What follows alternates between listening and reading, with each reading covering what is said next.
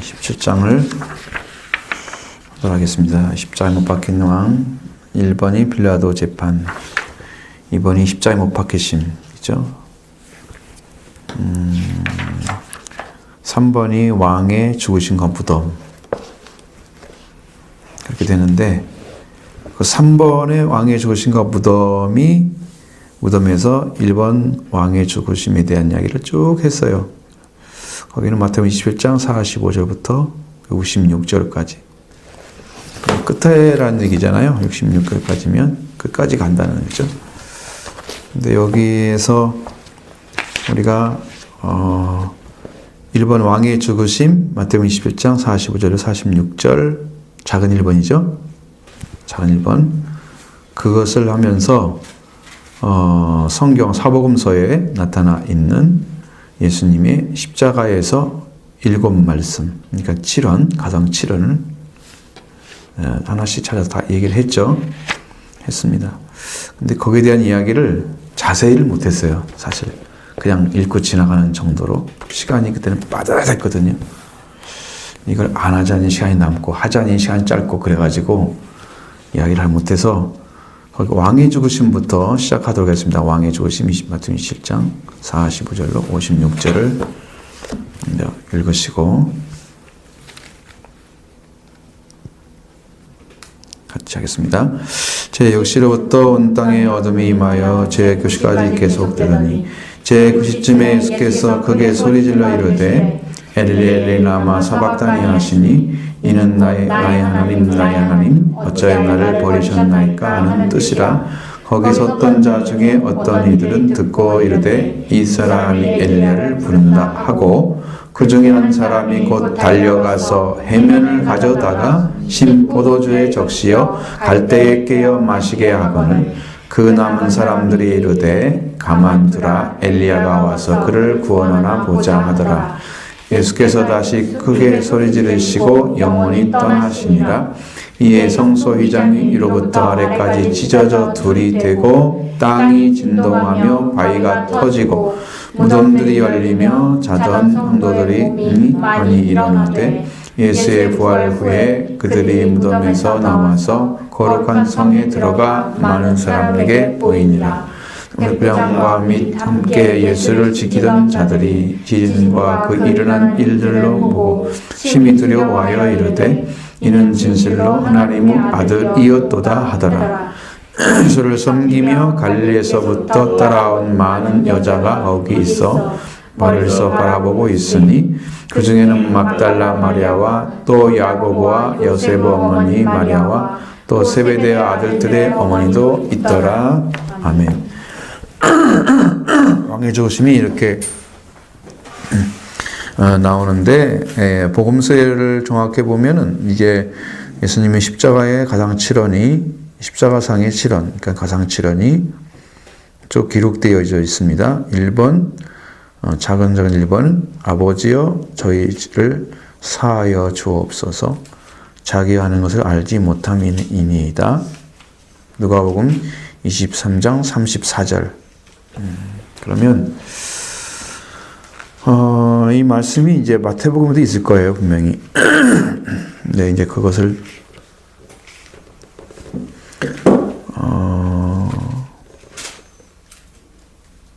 아마 이게 다 다르기 때문에 이제 찾아서 놓은 건데, 자, 이렇게 생각하면 여러분이 좀 쉽게 이해할 수 있는 부분, 예수님이 지금 십자가에 못 박힌 것은 인류의 죄를 짊어지신, 그리고 어린 양, 또 화목제물, 또 속죄제물로 돌아가시는 거죠.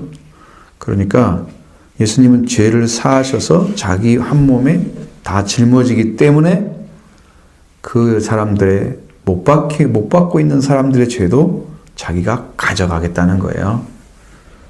못 받고 있는 사람도.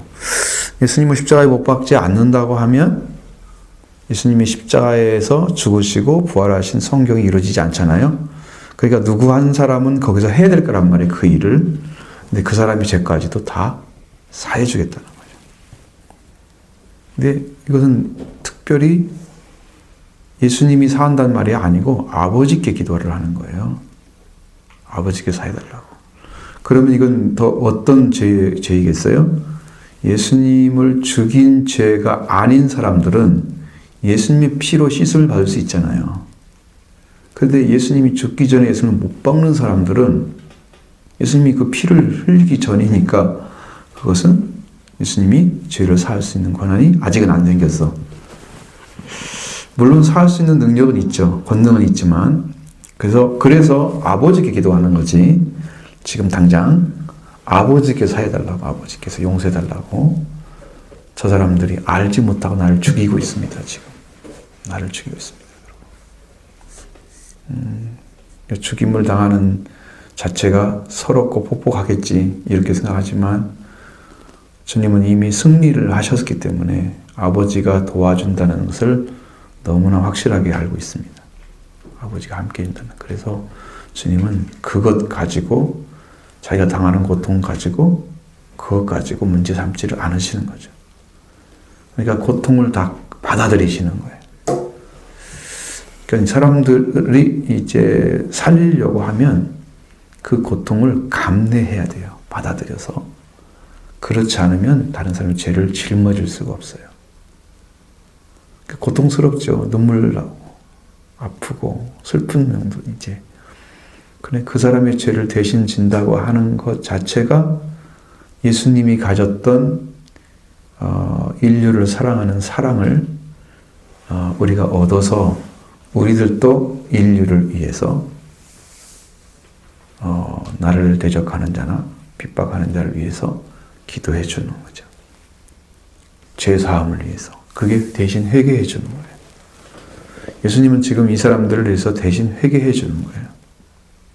사해달라고 하는 것은 죄 사함을 회개를 얘기하는 거죠. 아버지 저들의 죄를 사해 주세요. 저들의 하는 짓을 알지 못합니다. 아들을 죽인 죄가 얼마나 커요. 예수님 판자는 어땠어요? 예수님 판자. 차라리 태어나지 않으면 나왔다고 정도로 추악한 죄악이잖아요. 그럼 예수님 못 박은 자는 뭐 괜찮겠어요?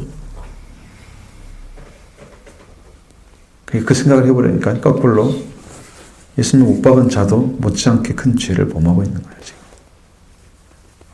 그러나 누구도 이 사람을 사할 수가 없어. 예수님이 대신해서 기도를 해주는 거예요. 나머지 사람 전부 아마 거기 있는 사람들이 다 기도가 된 거죠. 이게 자기 못 박고 있는 사람들이 그냥 못 박은 사람만 얘기하는 게 아니고 데리고 온 사람 다 얘기하고 다 한 마리 그 사람들이 다 일행이잖아. 그 사람들이 다 들어가는 거지. 그들을 예수님은 큰 은혜로 초대를 한 거죠. 죄사함의 은혜로. 그것이 십자가에서 예수님 한 말씀에서 그게 나오는 거죠. 두 번째는 작은 두 번째는 내가 진실로 너희가 이르나니 네가 나와 함께 낙원에 있으리라. 누가복음 23장 43절의 말씀인데요. 이것도 이제 그 옆에 있던 강도에 대한 이야기잖아요. 근데 여러분 사람이 구원받는 것은 반드시 교회를 가가지고 은혜를 받아서 받는 사람도 있고요. 이렇게 주님을 만나게 되면 그 자기의 죄는 인정하고 주님의 의로움도 인정하고 그렇게 해서 자기를 주님께 부탁하면 주님이 죄를 사해 주신단 말이에요. 그러니까 일종의 여러분들이 기도를 하면서 저 사람은 교회 안 가서 구원 못 받겠네 그런 사람도 있죠. 근데 아주 간절히 기도해 주세요. 끈을 놓지 않으면 하나님의 손길이 어떻게 임하는지 몰라. 이게 임종하는 순간에 구원을 줄 수도 있어요. 끈을 놓지 말라고. 되게 이제 구원받는 것에 대해서 너무나 이제 폭넓게 생각하고 그러면 좋은 건 아니지만 근데 구원은 우리 손에 달린 건 아니고 하나님께서 하시는 거죠. 예수 그리스도가 열매를 거두는 거죠. 그러니까 그의 은혜가 그에게 임할 수 있는 길이 있을 수 있는 거예요.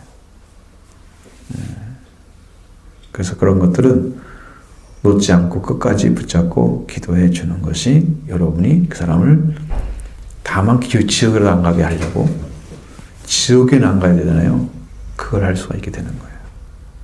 그럼 반드시 기도해 주고 있어요. 끈을 붙잡고 있어요. 계속 그 사람의 생명끈을 그렇게 기도를 해줘야 돼요. 살려야 하잖아요.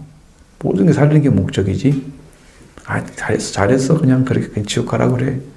지옥 가면 결정되면 이제 영원히 돌아오지 못해. 그 고통을 지옥에서 영원히 당해야 되는데 괜찮다고 생각하는 사람들.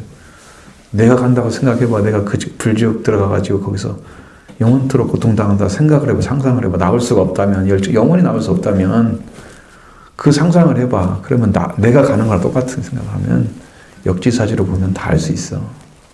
절대로 가면 안 되지. 이런 마음이 생기면 그 사람의 생명끈을 놓지 말라고 붙잡고 있어야 된다는 거죠. 근데 예수님도 자기 죄는 인정하고 예수님의 의로움을 받아들였던 그 강도, 오른쪽 강도가 내 주님 나라 이를 때에 나를 기억해 달라고 하는 말씀 한마디로 그 자리에서 네가 나와 함께 오늘 네가 나와 함께 낙원에 있으리라고 약속을 받은 거예요. 약속받은 거예요. 그냥 한 말이 아니고 그 사람은 살았죠. 살았죠. 그렇게 해서 그게 중요한 의미가 들어있다는 거죠. 그 다음에 이제 3번은 여자여 보소서 아들이나이다. 보라 내 어머니라. 요한복음 19장 26절로 27절. 이제 세 번째 가상 7원입니다. 여기에 보면은 예수님의 어머니가 함께 왔고 요한도 함께 왔어요. 그리고 이제 십자가에 못 박힌 것을 바라보고 있죠. 여자여 보소서 아들입니다. 당신을 통해서 태어나기 때문에 아들이라고 고백하는 게 맞죠. 육신의 어머니니까, 육신을 낳아준 어머니니까 그걸 인정했어요. 여자여 보소서 아들입니다 라고 고백하고, 그러니까 당신이 지금 보고 있는 아들이 당신 통해 태어난 이 땅에 태어난 아들이 맞는데 내가 지금 십자가에 못 박혀 있습니다는 것을 어머니가 받아들여지기를. 여러분 자기 아들이 못 박는 거 좋아하는 사람이 있겠어요? 땅에서. 그러니까 그 어머니 심정으로 보면 안 된다는 거죠. 받아들여지기를. 그래서 지금 아들이 못 박혀 있습니다라고 이제 고백을 해주는 거야. 그러면 믿어야 될 거 아니야. 그분이 메시아라는 사실을. 믿어야 되잖아요. 그 문제를 거기서 얘기를 하는 거예요. 그러면서 사도 요한에게는 보라 네 어머니다 이렇게 얘기했을 때 사도 요한이 예수님을 모셨다는 거죠. 자기 동생들한테 안 맡겼어요. 요한에게 맡겼어요. 이상하죠? 근데 요한이 그래서 죽었단 말이 없어요. 순교당했단 말도 없어요. 요한은 끝까지 살았을 것이다. 그리고 완전하게 산순교를 했을 거다. 말씀을 이뤘다는 거죠. 왜? 어머니를 돌보면서 어느 지역에 가서 살도록 하신 것 같아요. 하나님께서. 그러니까 박해를 받지 않고 그가 어떠한 복음 전하는 일을 어떻게 했는지 잘 모르죠. 그런데 이제 그런 얘기는 없지만 요한은 요한복음이라는 서신을 썼잖아요. 그게 굉장히 큰 일을 한 거예요. 그것도 큰 일을 한 거예요. 여러분 완전한 복음이 하나님이 인정하시는 복음서를 쓴다는 건 흥미 없어야잖아요. 그 글에 그 성경을 쓴다는 것은 하나님의 뜻과 일치를 이루어야 되기 때문에 중요한 거잖아요. 근데 그런 일을 했을 정도로 영이 성장을 했다는 거죠. 요한은 그렇게 큰 일을 했어요. 그러니까 요한이 또 살았던 땅이 있대요. 학자들에 의하면.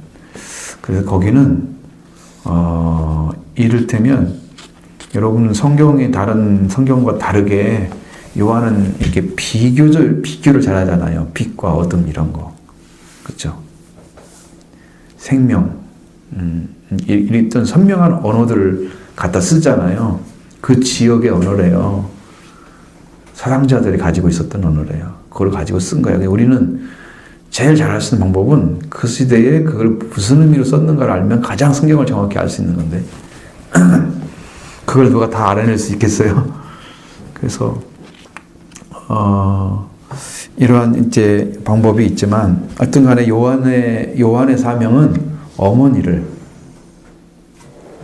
붙드시는 거, 일생 동안 붙들어드리는 거고, 그 다음에 요한이 오랫동안 살 것에 대해서 또 요한복음 22장에 나와 있단 말이에요. 내가 올 때까지 놓아줄지라도 네가 무슨 상관이냐, 베드로한테 얘기한 걸 보면 그 정도로 요한을 땅에 살도록 했단 말이에요. 나는 띠띠고 너는 띠띠고 네가 원하지 않는 곳에 간다고 그랬지만 요한은 그렇게 하니까 왜 그렇게 하냐고 물어보잖아. 내가 올 때까지 나면 네가 무슨 상관이냐 그러면서 아무 상관없지 않냐고 그렇게 얘기를 했던 것을 기억을 하죠. 그 다음에 여기 읽었던 성경 4번에 엘레나마 사박다니 마태복음 27장 46절 마가복음 15장 34절 이렇게 돼 있거든요. 근데 여기서도 엘리나마 사박다니 엘리가 나의 하나님, 엘이 하나님이니까 엘리 라마 사박다니. 그러니까 이것은 이제 시편 22편 1절에 나와 있는 말씀이 정확히 이 성경과 일치를 합니다. 근데 그걸 어떻게 알았을까? 그건 참 신기한 것은 성경이 다 그 예수님에 대해서 쓴 거기 때문에 예수님 다 이루고 계시는 거예요. 그 말씀을 갖다 사용하죠. 나의 하나님 어째 나를 버리십니까? 이것을 갖다 아람으로 딱 얘기를 하는 것이 엘레나 사박단이 됐단 말이에요. 그러니까 번역하면 이렇게 된다. 그 말이거든요. 동일한 얘기거든요. 이건 이제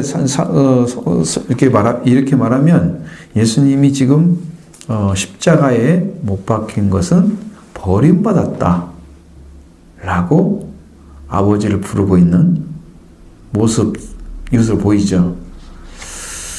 사실은 예수님이 이미 버림받을 거 알았잖아요. 아버지의 원대로 합시다. 내 원대로 말리고 아버지의 뜻대로 해달라고 이미 잔을 다 마신다고 약속을 했잖아요. 그러니까 거기에서는 이미 뭐가 이루어진 거야? 예수님이 하나님의 뜻을 100% 받아들이겠다고 이제 받아들인 거잖아요. 그렇게 한 거니까 예수님이 지금 엘레나 사박다니는 이 말씀을 이루기 위해서 말씀을 이루시기 위해서 지금 소리를 지르시는 거지. 진짜 버림받았다고 해서 나를 왜 버리십니까? 라고 외치는 모습으로 들으면 너무 처량하고 불쌍하잖아. 소망이 없는 거잖아요. 버림받았는데 소망이 있어요? 다시 부활해요? 버림받았는데 그런 의미로 들려지면 이미 그 말씀의 의미를 잃어버리는 거야. 주님이 이미 다 승리했기 때문에 이것은 그런 말이 아니라는 거죠. 그런 말이 아니야. 그 드렸던 말씀들을 이루는 거야. 그러면 예수님이 실제로 버림받는 것이 뭐가 버림받아요? 예수님이 버림받는 건 뭐예요?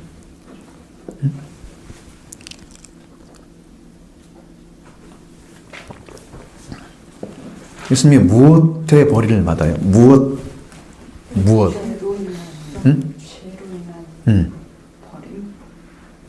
그렇지. 죄로 인한 건데 예수님이 하나님께 버림받는 게 뭐냐고. 그러니까 진짜 버림받는 게 있나요? 그렇죠. 그러니까 그게 죽음을 통해서 자기 목숨이 죽어지잖아요. 진짜 몸이 죽잖아요. 그게 버림받는 거죠. 영이 죽는 건 아니고 몸이 진짜 죽었잖아요. 그러니까 그 죽음 자체가 버림받는 거지만 다시 살리시잖아요. 하나님께서 예수님 영이 돌아왔을 때 다시 살리시잖아요. 그러니까 이쯤 버림받은 건 아니죠. 버림받았으면 영과 영이 영원히 분리돼서 말 그대로 세상 끝날에 다시 부활을 이루어야 되는 거야. 그게 버림받고 영벌을 받아야 버림받은 거지. 영벌을 받아야. 응? 근데 영혼이 죽지 않고 육신이 생명을 다해서 이제 몸에 힘이 다 빠져가지고 십자가에서 죽었어. 자, 사람들 보기에는 죽었다고 생각하니까 버림받은 거란 말이에요. 주님은 그렇게 버림받는 것까지 다 감수하면서 우리를 위해서 십자가를 지신 거란 말이에요. 그걸 받아들이란 말이에요, 우리가. 그러니까 주님이 하신 일은 실제로는 버림받은 게 아니지만 버림받은 방법으로 주님이 그 일을 감당해서 구원을 한 거란 말이에요. 응? 그렇게 달라. 그래서 왜 버리냐고 하는, 사람들은 거다 엘리야가 오면 어떻게 될지 뭐 그런 얘기를 하는데, 엘리만 생각하는 거야. 엘리란 말이 엘리야라고 부른다고 생각을 하는 거지. 그러니까 말을 끝까지 못 알아듣는 사람들이겠죠. 네, 그렇게 되는 거예요. 자, 요한복음 19장 28절에 보면 다섯 번째로 내가 목마르다 했습니다. 예수님의 목마름은 뭘까? 예수님의 목마름, 사람의 목마름이 아니고 예수님의 목마름인데, 그럼 무슨 차이가 있을까? 예수님의 목마름이, 예수님의 목마름은 여기에 대한 것들은 이제 우리가 지금 십자가에 못 박혀서 고통을 당하니까 목이 탄다, 그런 의미로 들려지잖아요. 근데 예수님의 실제 목마름은 예수님을 위해서 눈물을 흘리는, 예수님께 아파하는, 예수님을 아파하는 그런 걸 말하는 거예요. 그러니까 예수님이 가서 신포도주 이렇게 묻혀가지고 해면에다 묻혀가지고 줘도 안 받으시잖아. 안 받으셨거든요. 맛을 보시고 안 먹는다 그래서 딱 입에 대자마자 안 먹는다 그래서, 그러니까 그거 받지 않으신단 말이에요. 그럼 그건 목마르다는 말은 그러면 지금 십자가에 못 박아서 지금 사형받을 사람이 목마른데 물 꿀떡꿀떡 마시라고 주는 사람이 있겠어요? 사형수인데 그런 의미는 아무도 없잖아요. 그죠? 사형시키려고 못 박았는데 무슨 목마름이 필요해요? 그죠? 그냥 죽으면 되지. 목마르든 어쨌든 간에 너는 이제 이미 거기서 끝날 사람이야. 응? 살아야 할 사람이라면 물을 줘야 되지만 죽어야 할 사람인데 물이 왜 필요해? 안 주지, 누구든지. 그런데 이제 신포도를 줬다 그러는데 그것은 큰 의미가 있는 게 아니고, 대체 신포도주 자체는 아주 가난한 사람이 마시는 그런 거였대요. 그래서 좀 쉬어. 이게 담근 지가 얼마 안 된 것은 다 쉬어요. 오래될수록 맛이 깊어지고. 그래서 담근 지가 얼마 안 된 것들은 쉬기 때문에 이런 것은 음료수로 마시기 위해서 가지고 다니는 것 외에는 먹는 포도주가 아니야. 최소한 6개월이 되어져야 나와, 시중에. 담근 지 6개월이 되어져야 포도주로 나와. 그런 포도주 나와요. 그 이름이 따로 있는데 그게 내가 사 먹지 않아가지고 있어요. 이름이 따로 있어요. 6개월만 돼도 나오는 포도주가 있어요. 개월이 다른 거 필요 없어. 그런데 그래도 포도주 맛은 날 거야 아마. 그런 거란 말이에요. 이게 그 전에 가져온 것들은 맛이 안 나. 이거 신맛이야. 포도주가. 그러니까 그것은 제 영적인 의미로 해석을 해야 됩니다. 여러분이 예수님이 목마르다고 하면 예수님이 목을 축일 수 있는 방법은 정말 눈물을 드리는 거예요. 눈물. 회개의 눈물을 드리는 거죠. 감사의 눈물을 드리는 거예요. 회개의 눈물은 주님께 돌아가지 못해서 흘리는 눈물이에요. 그걸 못하고 있는 나를 발견하고 드리는 눈물이에요. 내가 하나님 앞에 돌아가지 못하고 있는 하나님, 나의 죄인들, 나의 죄됨을 인정하고 그것 때문에 아파하는 눈물이죠. 그래서 그런 눈물을 하나님 요구하는 거예요. 아니면 주님이 다른 사람을 아파하고 있는데 그 사람을 위해서 눈물을 흘려. 성경에 애통하는 자 복이 있다고 그랬잖아요. 그 눈물을 흘리는 거죠. 저 사람 보고 하나님 주님도 아파하고 있는데 나도 그 아파한다면 이게 눈물을 흘리는 거예요. 이게 주님이 원하시는 목마름을 해결하실 거예요. 그러니까 영으로 예수님이 찾아오면요, 주님을 위해서 아파하는 사람도 없고요, 주님께 자기 눈물을 드리는 사람이 거의 없대요. 주님이 목말라 계신다는 거야. 우리 주님의 마음이 너무 아프시겠죠. 자, 여섯 번째는 요한복음 19장 30절. 요한복음이 많죠. 성경이 많습니다.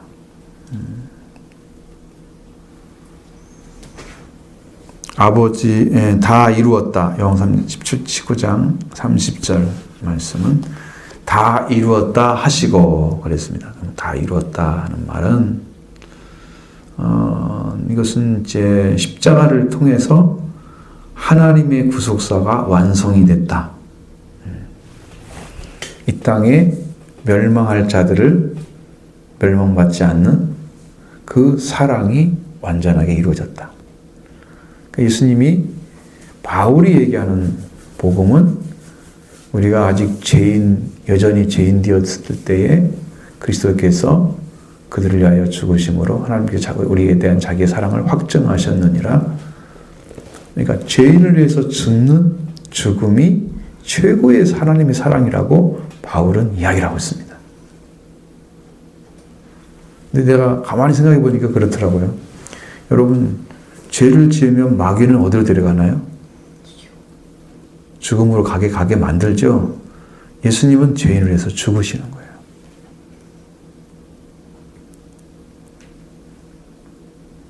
본질이 얼마나 다른지 알겠죠?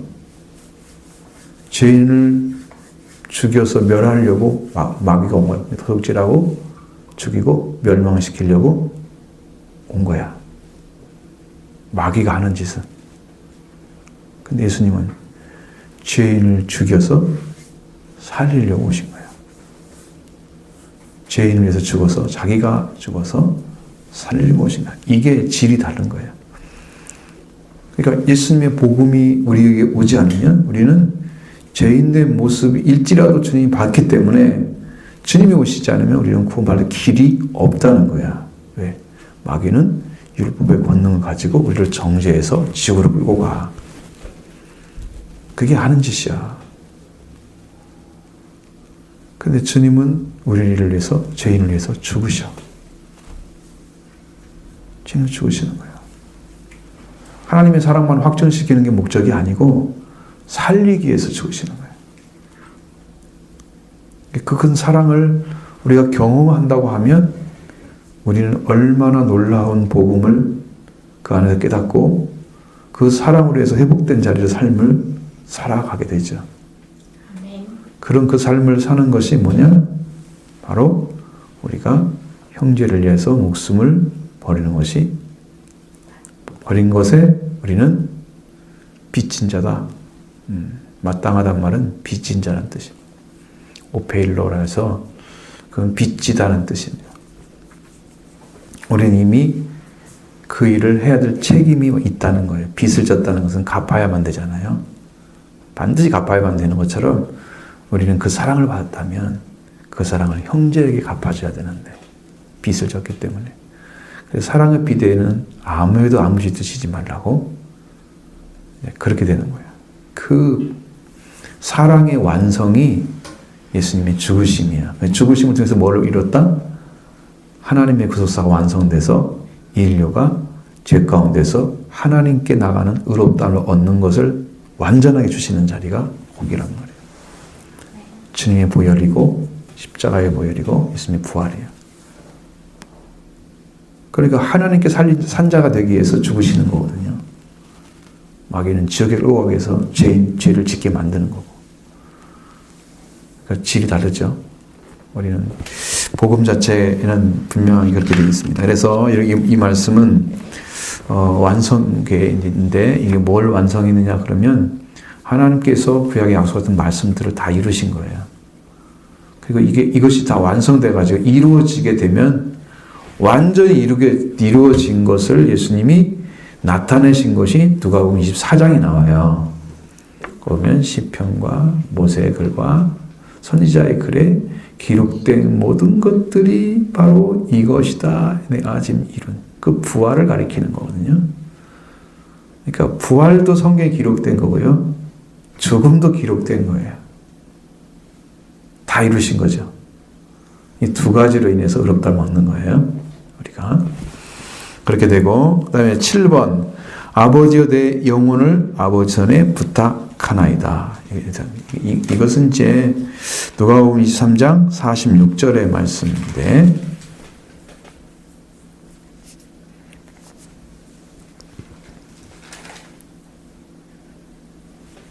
영혼이 죽었다고 하면 여러분 그건 무슨 의미가 있겠어요? 예수님이 육신이 죽고 영도 죽고 그럼 뭐예요? 아버지 관계가 다 끊어진 상태. 육신은 어차피 하나님께서 저주받을 때 흙으로 돌아가라 그렇게 하셨으니까 육신은 망할 수가 있잖아요. 응? 그렇게 될 수가 있잖아. 성경대로 말하면 그냥 죽을 수밖에 없어. 그런데 영혼이 죽어버렸으면 그 육신도 영혼의 지배를 받기 때문에 영혼이 죽은 사람들은 육신이 살아나서 하나가 돼도 심판에 부활을 된다고 영혼이 이제 심판을 받아야 할 대상이 되어버리는 거예요. 그러니까 이 영이 죽은 상태면 여러분 하나님의 역사를 이루어갈 수가 없어요. 그래서 예수님의 승리는 내 영혼을 아버지 손에 부탁하나이다. 이게 승리를 하신 거예요. 영혼은 죽지 않고 육신은 죽어. 그 자기 영혼은 속건 제물로 드린다. 누가 사도 이제 이사야서 53장에 자기 영혼이 속건 제물로 드림받는다. 그 말씀이 있어요. 영혼이 하나님께 제물로 드려지는 거고요. 예수님의 몸은 속죄제와 화목제물로 드려지는 거고요. 그래서 제사도 완성시켰어요. 구약에 있는 제사들 완성시켰어요.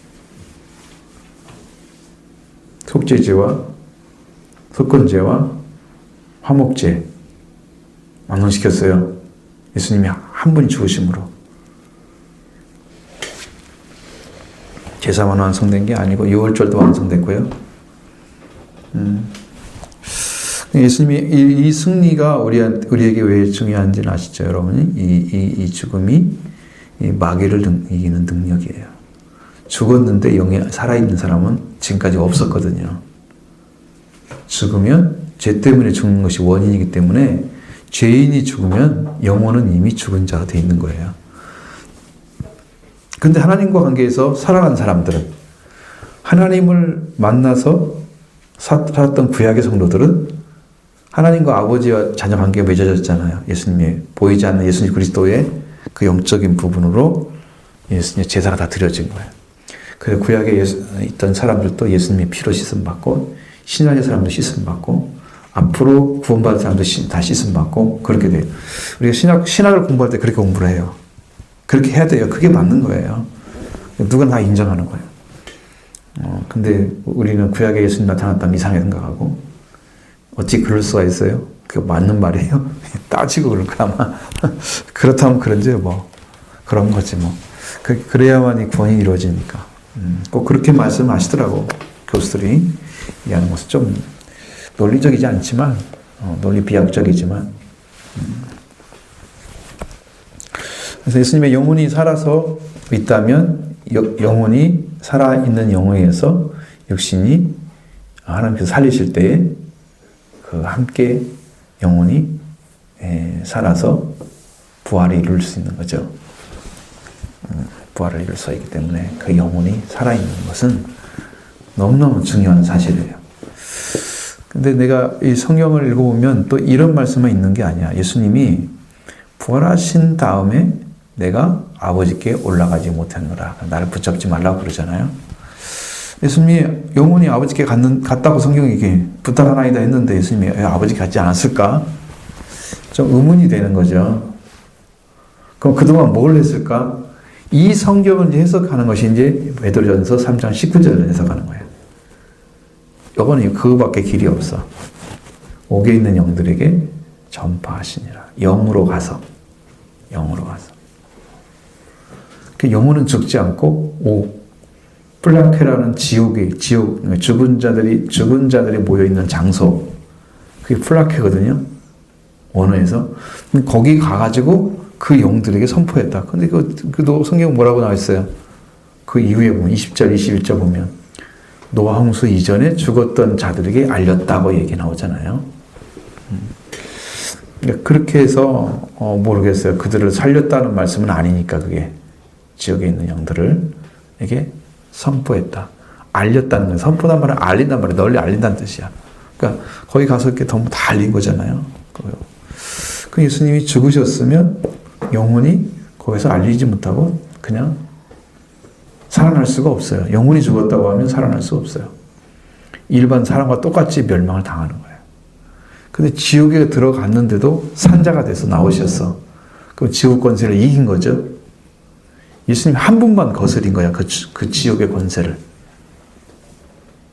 지옥을 다스리는 분이시죠. 그 분 외에는 그걸 그렇게 나올 수가 없어요. 그 지옥에 들어가가지고 죽은 자들이 모여 있는 장소에 들어가가지고 나올 수가 없어요. 근데 이제 제일 중요한 것은 예수님은 자기 죄 때문에 죽지 않으셨기 때문에 영혼이 죽지 않은 상태로 가신 거고, 모든 사람은 죄 때문에 죽기 때문에 영도 죽고 육도 죽고 다 죽는 거지. 그게 다 차이점이 그것 때문에. 그래서 죄가 있느냐 없느냐 이걸로 판결을 된 거야. 예수님은 죽일 수가 없어. 죄가 없으시니까 죽일 수가 없는 거죠. 영혼을. 죄 없으면 못 죽여. 그러니까 예수님은 이제 죽지 않고 살아나셔서 다시 사람의 모습으로 부활하신 거죠. 이 말씀은 그래서 중요하다. 영혼이 죽지 않았다는 거 중요하다는 거죠. 자, 그 다음에 예수님이 돌아가시는 시간이 오전 9시 경에 십자가에 못 박히시고 오후 3시 경에 운명을 하시는 거예요. 자, 이것은 이제 무엇을 대신해서 지금 죽으시는 건가요?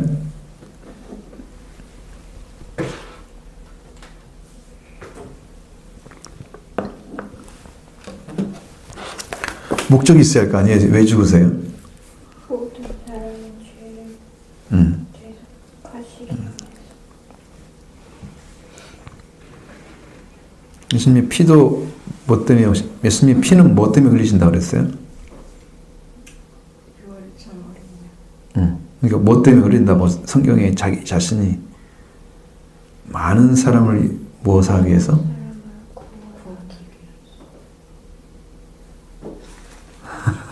이게 부정확하단 말이야. 정확하게 맞아. 정확하게 많은 사람들의 사람을 위해서 흘린 피, 곧 계속의 은혜.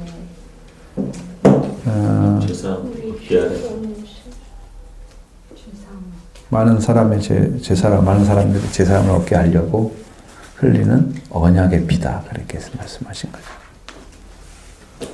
모든 사람의 죄를 위해서 죽으셨는데 사실은 모든 사람이라고 안 쓰고 많은 사람이라고 쓴단 말이에요. 성경은.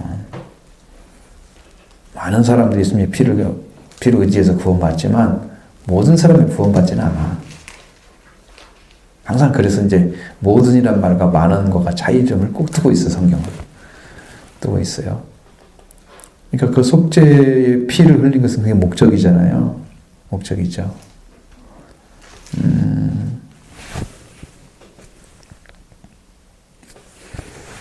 그럼 예수님이 섬김에 대해서 얘기할 때 마가복음 10장 45절의 말씀과 같이 뭐라고 내가 인자가 온 것은 섬김을 받으려 하심이 아니고 섬기려 도리어 자기 목숨을 많은 사람의 대속물로 주려 합니다. 그 대속물이 바로 예수님 자신이 지금 여기 못 박힌 것이 대속물이에요. 속죄를 이루어야 할 사람들이 누가 있냐면 죄를 지은 사람들이 속죄를 해야 돼. 근데 그 사람들이 속죄를 하려고 하면 속죄물을 다 가져와야 될 거 아니야. 제물을. 그러니까 예수님이 대신해서 자기가 속죄물이 되어주시기 때문에 예수님의 피를 의지하고 예수님의 죽으심을 의지해서 하나님께 나가야만 내 속죄가 이루어진 것을 의지하고 가기 때문에 하나님과 제사가 이루어지는 거고 하나님께 예배가 이루어지는 거예요. 속죄가 안 이루어진 상태의 사람들은 예수님이 우리의 죄를 한 번도 손댄 적이 없어. 씻은 적이 없기 때문에 그 사람들은 신앙이 하나님과 관계가 안 맺어져. 이게 말씀이 다 흘러나가지 안 들어가 심령 안에. 예수님이 속죄가 이루어지면 심령이 살아서 거기서부터 시작되는 거예요, 신앙이. 그러니까 예수를 만나기 전에는 뭘 해야 돼? 내가 하나님을 모르고 주님도 의지하지 않았던 세계에 있었잖아. 그러니까 회개해서 주님과 가까이 가서 요한일서 1장에 뭐라고 되어 있어요? 빛 가운데 행하면 예수의 피가 그들의 그들을 죄에서 깨끗하게 하실 것이요. 그러니까 이렇게 되는 거잖아. 하나님께 가까이 오고 하나님과 관계가 맺어지고 하나님과 사귐이 있고 그렇게 하면서 새 삶이 오잖아. 그래서 회개가 필요한 거란 말이야. 이 과정이 회개라는 거죠. 그래서 그리스도가 발견돼서 제사함이 와야 대속이 이루어지는 거란 말이야. 그 대속이 이루어지는 시간이 못 박힌 9시부터 오후 3시까지 못 박힌 십자가에 못 박힌 거기에 예수님의 죽으심이 있는 거죠. 못 박혀 죽으심으로 대신해서 자기 목숨을 준다고 그랬잖아요. 피를 흘린다고 하지 않았어요. 자기 목숨을 대속물로 주려 합니다. 목숨을 줬어요, 예수님. 그죠? 몸 전체 통틀어서 다 준 거예요. 몸을 통틀어서 다 준 거예요. 그러니까 그 속죄가 이루어졌어요.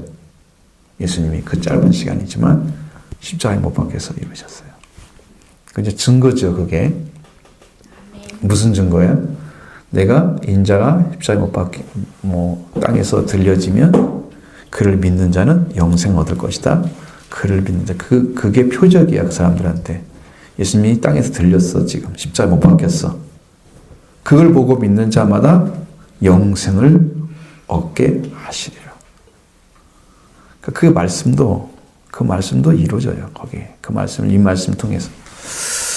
이거 못 박히는 시간은 하나님께서 인간이 받아야 할 저주와 죽음의 형벌을 예수님이 대신해서 고통을 당하시면서 받아주시는 거예요. 그 순간이에요, 그 순간. 대신에 받아들이는 그 순간.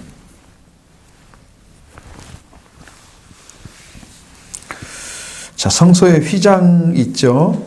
휘장이 성소와 지성소를 구별시키는 그러한 거죠. 휘장이 있었습니다.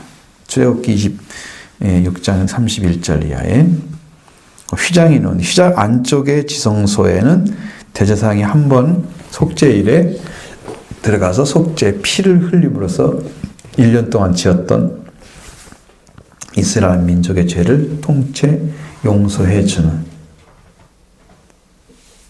그 시간이거든요. 한 번밖에 못 들어가요. 대제사장이 1년에 한 번. 하나님이 허락한 날만 들어가야 돼. 나머지 함부로 들어갔다면 다 죽어. 예를 들어서 제사장이 하나님께서 허락하신 방법대로 제사를 드려 하나님이 허락해 주셔서 속죄를 이루죠. 왜? 그 사람이 잘나서 그런 게 아니고 약속하신 말씀이 있으니까 율법대로 행해줬더니 하나님께서 그 약속대로 이루어주시는 거예요. 그게 법이거든요. 그렇게 해주시니까 되는데, 그런데 이제 이렇게 속죄를 하려고 근데 인류의 속죄를 이루시는 예수님처럼 속죄를 이루시는 그분은 이 제사장들처럼 흠과 티가 있으면 안 돼. 성경에도 여러분 양은 어떤 양을 드리라고 했어요? 1년 된 흠없고 그렇죠. 1년 된 양은 항상 1년 된 것이 가장 고기 고기 중에서 제일 맛있대요. 그때가 제일 좋은 상품이래요. 그래서 하나님도 그때의 양을 잡아 드리라고 그래. 1년 된 수량, 성경은 되게 수량을 갖다 드리는 건데, 그 양을 드리라고 하는 거야. 그게 중요한 거예요. 흠결이 없어야 돼. 어디 찍히거나 흠이 있으면 안 돼. 완전한, 순수한 양이야 돼. 그러니까 그렇게 한 것처럼 예수님도 흠이 있다는 것은, 사람의 흠이 있다는 것은 몸이 어디가 다쳐서 그런 게 아니고 영이 죽으면 흠이 있는 거야. 아무리 몸이 건강해도 영이 죽어 있으면 흠이 있는 거야. 그러니까 예수님은 완전한 양이 되려고 하면 영이 죽지 않으셔야 돼. 몸도 있었잖아, 그대로. 그러니까 그건 정확하게 들어갔어요. 그래서 속죄가 이루어질 수 있는 조건이 죄가 없기 때문에 영이 살아있는 거잖아요. 예를 들어서 우리가 어린 양을 잡았다고 해봐. 그 어린 양이 우리의 죄를, 우리가 지은 죄처럼 죄를 지은 데는 아니잖아, 걔는. 그 양은. 근데 대신해서 우리를 위해 죽잖아. 죄를 위해서. 그죠? 양은 잘못한 게 없어. 다만 제물로 드려지는 거야. 그것처럼 우리가 제물로 쓸 수 있는 그 제사에 쓸 수 있는 그런 제물은 흠과 티가 없어야 돼. 이게 지금 여기에 죄가 들어있거나 예수님 영이 죽어 있으면 안 된단 말이야. 못 쓴단 말이야, 이거. 그러니까 흠 없는 양이 예수님이 되신 거예요. 어린 양이 되신 거예요. 그렇게 들어가셔서 하나님께서 인류가 죄를 범하고 어떤 그 저주받은 거, 그리고 형벌을 받아야 된단 말이에요. 지옥에 가는 형벌도. 말씀에 불순종한 자들은 그것을 예수님이 극한 고통 속에서 다 받으신 거예요. 십자가에 못 박히는 시간에. 아멘. 그러니까 그 아픔을 다 받아들이신 거예요. 찔리시고 찢기시고, 그것 때문에 우리가 예수님 상하시고, 이런 것 때문에 우리가 평화를 누리고 우리가 나음을 얻고 하나님 관계 회복되는 일을 그 예수님의 몸이 친히 감당해 주었기 때문에 이루어지는 거예요. 아멘. 자, 그래서 이 휘장에 대한 얘기를 지금 하잖아요. 그게 1년에 한 번만 들어갈 수 있었다? 그러면 이 휘장이 찢었다는 것은 뭘 의미할까? 예수님께서 흘리신 피가, 예수님께서 흘린 피가 어디로 들어가야 돼? 지성소에 들어있는 속죄소에 피가 떨어져야 속죄가 이루어지는 것처럼, 그러니까 구약에 이렇게 약속이 되어 있단 말이에요. 피를, 그때는 성경에 보면은 제사장이 가서 7번 뿌려라, 동편을 향해서 서편을 향해서 뿌려라 나오거든요. 성전에 들어가는 문이 동편이야. 여기 들어가서 서편이면 저 뒤쪽이잖아. 뒤에 뿌리고 앞에 뿌리고. 그래서 속죄 피가 뿌려져야만이 제사장이 죽지 않고 나오는 거야. 하나님 받으셔야 되거든. 그러니까 예수님의 피가 거기에 뿌려진다는 의미야. 그러니까 지성소가 이게 열려졌다는 것은 속죄 피가 흘린다는 얘기야. 근데 거기에 예수님이 뿌려져야 되는데, 그런 성소의 휘장이 찢어졌는데, 그 당시에는 그 안에 복비가 있었을까요? 복비가 없었어요. 상실된 상태였어요. 그러면 예수님의 피가 떨어지지 않았다면 인류의 속죄는 불가능한 거야, 지금. 예수님이 아무리 죽어도, 피를 흘려도. 그런데 사람들이 말하는 신의 산, 예수님이 골고다 언덕이 사람들이 말하는 거기가 아니고 실제로는 다른 곳이에요. 에레미야 동굴이 있는 그 지역이에요. 길가에 가까운. 지금 이제 길이 바뀌어져 버린 거지. 옛날에는 동산지가 올라가는 그런 땅이었을 거란 말이야. 지금은 바뀌어진 거지. 근데 거기에 에레미야 동굴에 그 속죄소를 이룰 수 있는 법궤가 숨겨져 있었던 거야. 그 예수님이 돌아가실 때 뭐가 났다고요? 지진이 났어요. 그럼 땅이 흔들렸을 거 아니에요? 예수님의 피가 그로 들어가서 속죄소에 떨어지기 위해서 지진이 난 거야. 예수님의 피 흘리신 피가 속죄소 위에 떨어져서 인류의 구원이 이루어졌습니다. 속죄가. 그것 때문에 산 거예요. 지성소 아무리 문을 열어봐. 속죄소가 없는데 피를 누가 뿌리냐 거기다가 예수님의 피를. 하나님의 기적적인 방식. 하나님의 기적적인 방식. 그래서 인류의 죄가 속죄가 이루어졌습니다. 그러니까 여러분도 주님이 흘리신 피가 구원을 완성시켰다. 완성시켰다. 부활은 완전하게 여러분을 하나님 관계를 회복시켜서 산자가 되게 하시는, 의롭다함에 딱 완전히 세워서, 예수님의 죽음이 그렇게 중요하고 그 다음에 부활이 그렇게 중요한 거죠. 속죄와 부활은 뗄 수가 없는 관계인 거예요. 이것을 지금 찾아내기 위해서 지금 우리가 지금 공부를 하는 거예요. 이 부분이 정확히 이해가 되기를 바라고요.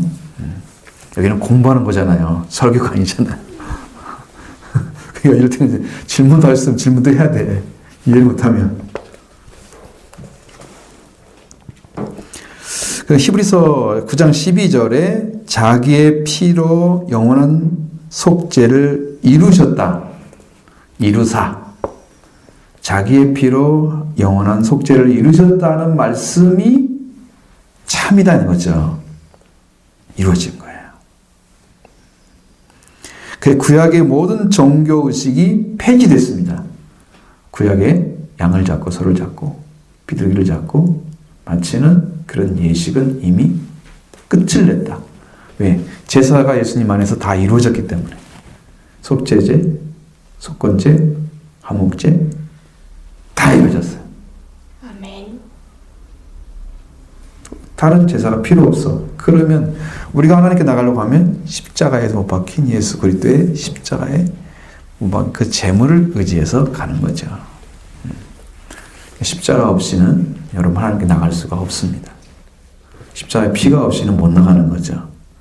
여러분의 속죄의 피가 여러분 심령에 있기를 원해요. 문설주 임방에 발을 해야 된다 그랬죠. 그때 당시에 6월절에는 그러면 지금 여러분의 심령에 피가 있어요. 그게 바른 거예요. 심령 안에 피가 예수님의 피가 있어요. 그것이 누가 흘린 피냐? 예수님 흘린 피야. 예수님이 어린 양이 되어주신 거야. 양은 아니잖아요. 예수님이 사람이지. 예수란 이름이잖아요. 어린 양이 되어주셨어요. 그래서 2월절 제사가 완성됐다. 예수님을 의지해서 성도들은 직접 하나님께 나가게 됐다는 거죠. 이 문제가 해결됐다 하는 걸 말합니다. 그 다음에 2번, 작은 2번, 왕의 무덤. 마태복음 21장 57절로 66절. 작은 1번, 그것도 더 작은 1번. 이게 이제 아리마대 요셉. 자, 57절부터 66절 말씀 읽어서 읽겠습니다. 같이 읽습니다. 저물었을 때에 아리마대의 부자 요셉이라 하는 사람이 왔으니 그도 예수의 제자라. 빌라도에게 가서 예수의 시체를 달라 하니 이에 빌라도가 내어주어 망명하거늘 요셉이 시체를 가져다가 깨끗한 세마포로 싸서 바위 속에 밤 자기 무덤에 넣어두고 본도를 불러 무덤을 넣고 거기 막달라 마리아와 다른 마리아가 무덤을 향하여 앉았더라. 그 이튿날은 준비일 다음 날이요 대제사장들과 바리새인들이 함께 빌라도에게 모여 이르되 저여 저 속이던 자가 살아 있을 동안에 말하던 내가 사흘 살아나리라 한 것을 우리가 기억하나니 그러므로 명령하여 그 무덤을 사흘까지 굳게 지키소서. 그의 자들이 와서 시체를 도둑질하여 가고 백성에게 말하여 그가 죽은 자 가운데서 살아났다 하면 후에 속임이 전보다 더 클까 하나이다. 빌라도가 이르되 너희가 경병이 있으니 가서 힘대로 굳게 지키라 하거늘 그들이 경병과 함께 가서 돌을 임봉하고 무덤을 굳게 지키니라. 아멘. 자, 이제 예수님이 돌아가셨죠. 저물었을 때 됐습니다. 날이 이제 어두워졌죠. 이제 안식일이 되어지면은 안 되잖아요. 그렇죠? 그러니까 그 전에 내려야 되겠죠. 시체를. 그래서 아리마대 요셉이라는 사람이 와서 빌라도에게 허락을 받았습니다. 예수님이 시체를 가져가겠다. 그래서 예수님이 시체를 가져다가 정한 세마포로 싸서 바위 속에 판 무덤, 자기 무덤에 새 무덤에 넣어두고 큰 돌을 굴려서 무덤 문에 놓고 간 것을 막달라 마리아와 다른 마리아가 보았다. 이제 그 정도예요. 지금까지 자기네 신앙을 노출하지 않았던 요셉, 아리마대 요셉이라는 사람이 예수님의 죽음을 통해서 예언들이 성취되는 그 십자가에 달린 그분이 그 메시아라는 사실을 재차 확인하는 것이죠. 그리고 두려움의 그림자를 담대히 떨쳐버리고 예수와 가까운 자로 자처하면서 시신을 요구하게 된다는 거예요. 근데 이제 여기에서 자기가 판 무덤을 지금 갔잖아요. 무덤에 넣었잖아요. 여러분 여기 보면 이사야서 53장에 보면 기가 막히게 맞는 거죠. 성경에 있는 말씀이 그대로 이루어지는 것을 볼 수가 있어요.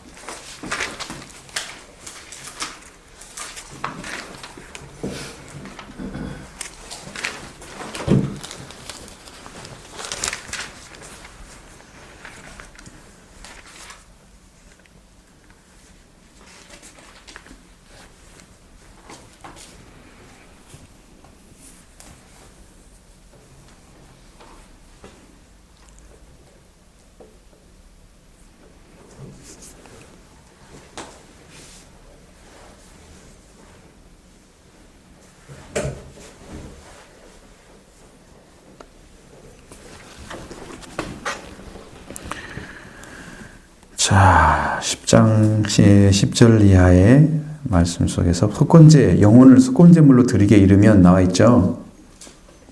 속건제물로 드린 거예요, 예수님이. 영혼이 속건제물로 드렸고, 그 몸은 속죄제와 화목제물로 사용되고. 자, 많은 사람은 그렇게 되면 죄악을 담당할 것이다 말씀하시고, 존귀한 자와 함께 몫을 받게 하여 강한 자 달치한 것을 나누게 하리니 이는 자기 영혼을 사망에 버려 이르게 하여 범죄자 중에 하나로 헤아림을 받았나이다. 존귀한 자와 함께 몫을 받고 한 것은 예수님이 지금 죽음이란 지금 그 세계에 들어가면 그렇게 부자의 무덤에 묻히실 이유가 없어요. 그러니까 그렇게 역임을 받게 하기 위해서 그 몫을 받게 되는 거고요. 그리고 자기 영혼을 사망에 버려 이르게 한 범죄자 중에 하나로 헤아림을 받았다. 근데 그 아리마대 요셉은 그런 것은 안 했죠. 하지만 예수 그리스도와 함께 예수 그리스도의 그 시신을 갖다가 자기 새 무덤에 넣어놨다는 거죠.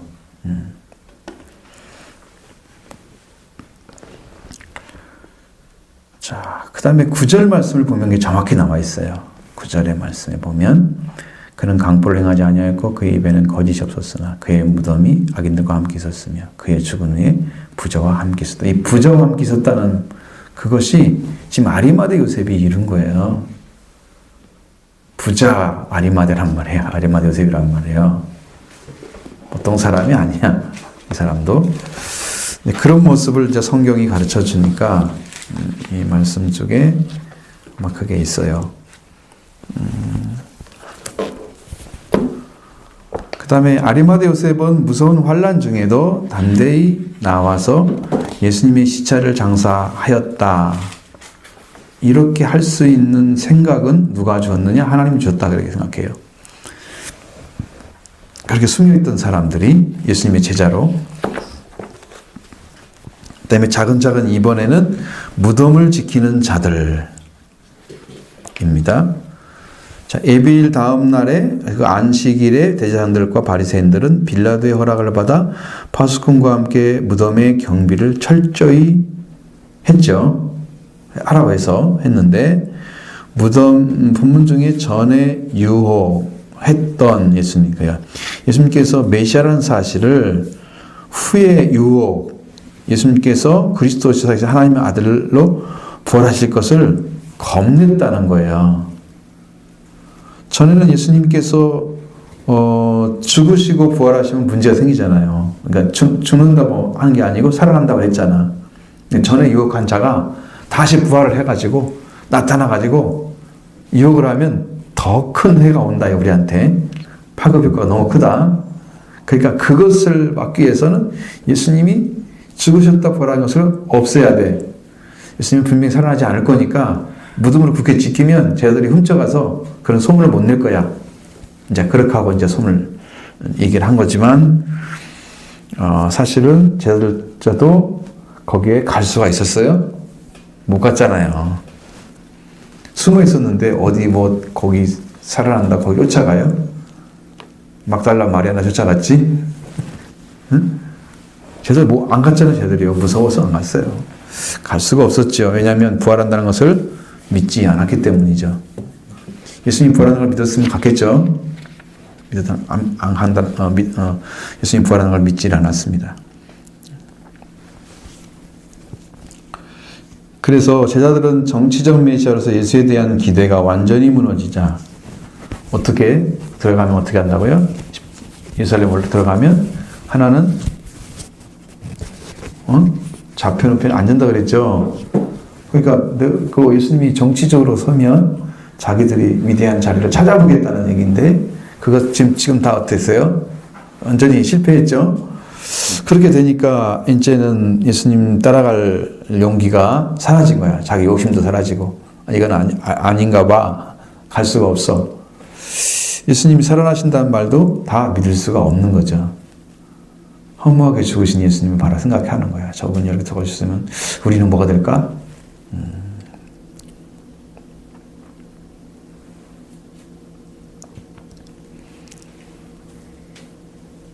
적재들이 예수님을 죽였죠. 그리고 완전히 그 무리를 와해시켜 놓고 그 예수님을 이제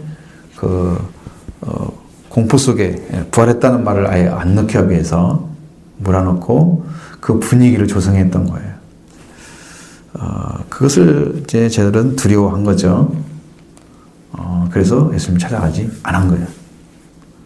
그냥 무덤을 지킨다고 해서 무덤이 지켜진다면 지켜질 수가 없는 거예요.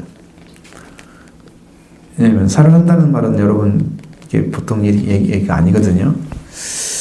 여러분 이렇게 죽었던 사람이 갑자기 살아나도 얼마나 두려워요, 사실은. 두렵잖아요. 무덤에 있었는데 갑자기 살아나가지고 막 돌아다녀? 얼마나 무서워요, 느낌이. 그죠?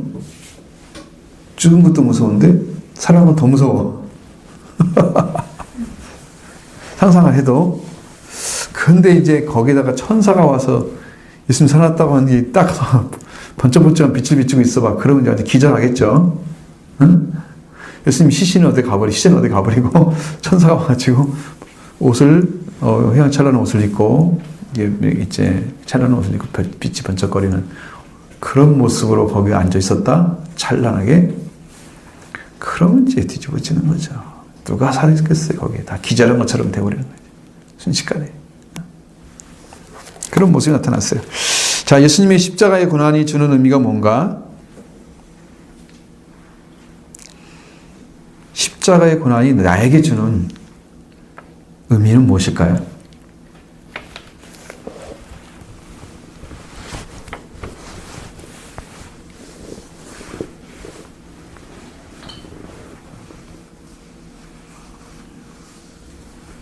나에게 뭐가 와요? 나한테 뭐가 필요할까요? 예수님 십자가 고난이?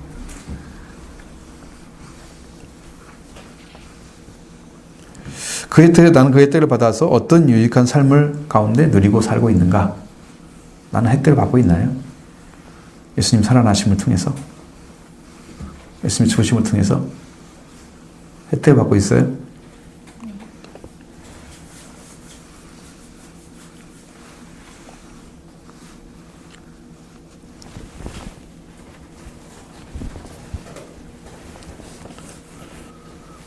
이것은 여러분들이 이게 지금 왜 이렇게 답이 다 안 나오냐면 여러분 안에 이게 깊이 들어가질 않아요, 말씀이.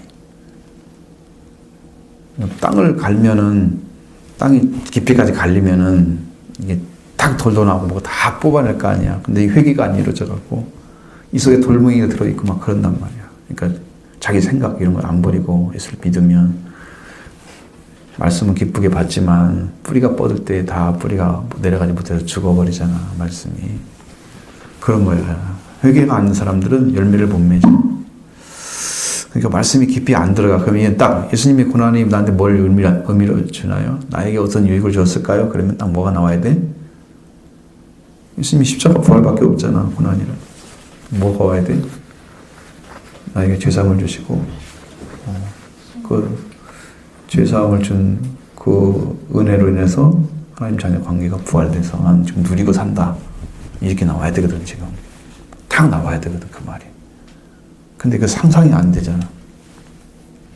우리가 외국어를 공부하면 외국어는 주어 동사가 이게 쭉 나가잖아요. 간접 동사 간접 목적어, 지적 목적어 그런 것처럼 이게 딱 말하면 무슨 말이냐 딱딱딱 이렇게 만들어서 이게 나와야 하잖아.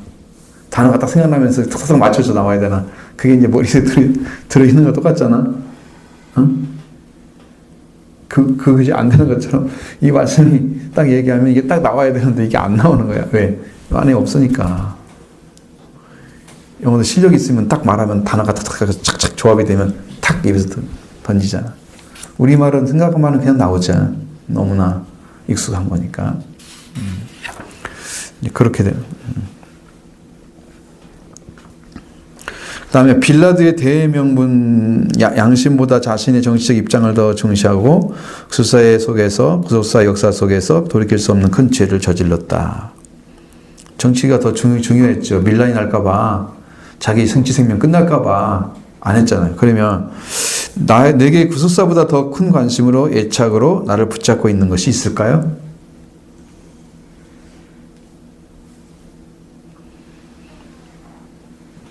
나한테 예수님의 구속사가 이루어지는 것을 관심 갖고 살고 있나요? 초점이 거기에 있어서 온통 거기만 막 그것만 위해서 지금 매진해야 되거든. 나한테 이루어지기를. 속죄와 부활이. 온통 거기에 정신이 팔려져 있어요. 예수님은 우리한테 십자가를 지어야 된다고 말씀하셨잖아요. 누군가의 구원이나 생명을 위해서 내가 드리고 있는 희생, 그건 이제 우리는 그걸 가지고 회개라고 하는데, 그것이 바로 우리에게 주신 십자가다. 십자가를 갖다 해석을 여러 가지로 한단 말이에요. 가장 정확한 해석은 십자가는 말씀이다. 자기를 부인하면서 힘들게 자기 자신의 십자가를 지고 말씀으로 죽는 것이 여러분 다른 사람을 살리는 길이에요. 나도 사는 길이고. 그게 중요한 문제죠.